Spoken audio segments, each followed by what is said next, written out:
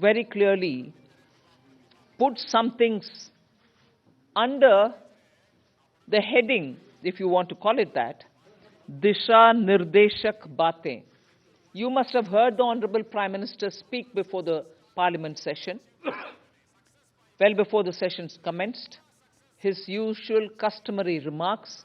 He said the budget will be presented tomorrow and you will have some Disha Nirdeshak Baatein in it. So, what are those Disha Nirdeshak Baatein? There are about 5 of them I highlight.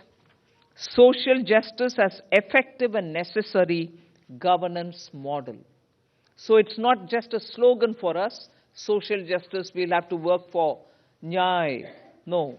We've shown you that it is a governance model and a successful one at that. So social justice as an effective and governance, necessarily a governance model. Then 4 major caste groups, as we call it, as Prime Minister has emphasized, the poor, the women, the youth, and the Annadata.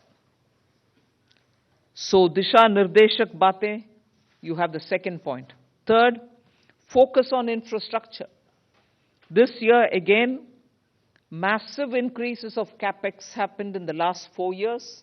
This year, too, there is 11% increase, resulting in a very recallable number, 11,11,111 crores. So continuing the trend of the last 4 years, where capital expenditure has been the route, one for revival earlier from COVID, and now for sustained growth towards towards the Vikasit Bharat goal. Fourth is the using of technology as a huge opportunity. DPI as almost a new factor of production. So it is actually bringing in the value addition to the economy. It is facilitating every sector to bring in the value addition which is so required and improves on our productivity.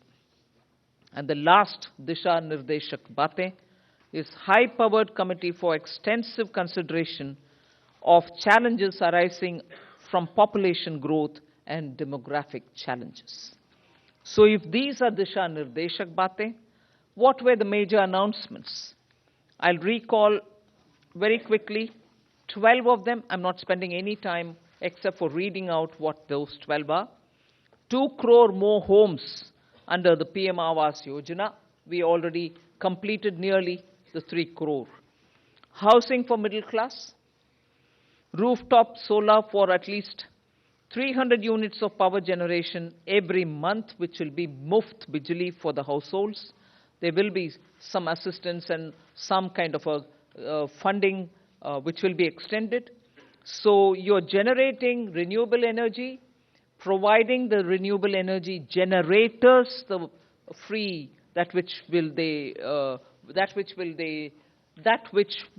they would want to use, and over and above that, the surplus that they produce can be used for selling and earning money out of it. Enhancement of target for Lakpati Didi from 2 crore women to 3 crore women. Preparing and empowering the MSMEs to grow and compete globally. Aligning regulatory environment for them. The sixth is making sure that the eastern region, and when I say eastern region, I'm not talking about northeast. Northeast will get the attention that they've been getting all the while. They will still continue to get it, and they will be on the top of our priority. But when I say the eastern region, I'm talking about Bihar, Jharkhand, Chhattisgarh, and Odisha, making sure that they'll become the engines of growth for the new Amritkal India that we are trying to use as a bridge towards leading to Vikasit Bharat 2047. And Eastern India, I've missed out on West Bengal, please add it. Bihar, Jharkhand, Odisha, Chhattisgarh, and West Bengal. Next generation reforms will be carried on, building consensus with states and stakeholders for reform, perform, transform. 3 major corridors, which are programs for railways, for logistics efficiency, and they have been explained. The important point that I want to highlight there is to make sure for Vikasit Bharat, you just don't need to build for better passenger convenience. You need to build for better passenger convenience. You need to give them safety. You need to shorten the traveling time for them. So one of the corridor is going to give emphasis for high-density routes where passengers' traffic is very high. We need to bring efficiencies and better safety in those areas. But for Vikasit Bharat, passengers need to move as they wish. But equally, materials, raw materials, building goods, cement, rare earths, minerals, we need them to move efficiently as well. So the corridor will take care of that as well. So the synergy between movement of people and movement of goods is what is being highlighted in the 3 corridors that we're talking about. Ninth announcement, that is urbanization, looking at Metro and Namo Bharat. One of the railway related things which I missed out on telling you, 40,000 bogies